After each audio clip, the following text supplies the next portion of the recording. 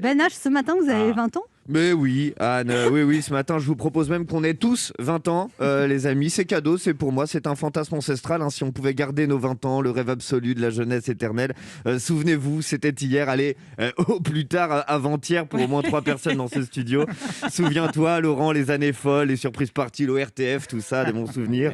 Moi, à 20 ans, je trouvais un CDD qui devait se transformer en CDI, et puis en fait, non, sous prétexte que je cite 9h, c'est pas 11h moins le quart. Ah, déjà à l'époque. Depuis toujours. À 20 ans, je tombais amoureux de celle que je pensais être la femme de ma vie. Et puis en fait, non, très vite, j'ai su que c'était plutôt sa copine. À 20 ans, j'avais des soirées du jeudi au dimanche. Le lundi, ça devait être repos. Bon, et puis en fait, non. À 20 ans, j'avais des obligations. Et puis en fait, non.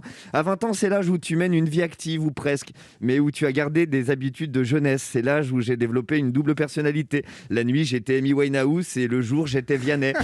La nuit, j'étais ce fêtard possédant une descente qui faisait pâlir le domaine skiable de Chamonix, pourtant déjà bien blanc. Et le jour, j'étais ce gendre idéal qui faisait son premier nœud de cravate pour rencontrer les parents de sa première copine dans un restaurant bien trop chic pour le Kurt Cobain gauchiste qui sommeillait en moi.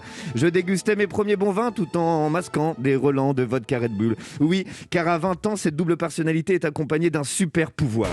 Pour passer de ton 23e et dernier mojito en after au déjeuner dominical en famille, il te suffisait d'une douche. Plus de 10 ans plus tard, pour passer de Kurt Cobain à Vianney, je passe par 3 jours de Pierre Perret. Dur. Oui, nous, on peut se souvenir de tout ça. Mais quels seront les souvenirs de cette génération qui a 20 ans aujourd'hui ? Aujourd'hui, au pire, tout ça n'existe pas. Au mieux, tout ça est illégal. Aujourd'hui, à 20 ans, on ne part plus de chez ses parents. On y retourne. Pas de soirée folle en boîte de nuit, pas de débat interminable dans les bars, pas de rendez-vous devant le ciné, pas d'interminable visite de musée. Aujourd'hui, la seule chose que partage la jeunesse avec Amy Winehouse, c'est pas le goût pour l'excès, c'est juste les idées noires et les élans dépressifs. Heureusement que l'overdose, ça coûte trop cher pour un étudiant qui ne trouve même plus de petits boulots mal payés.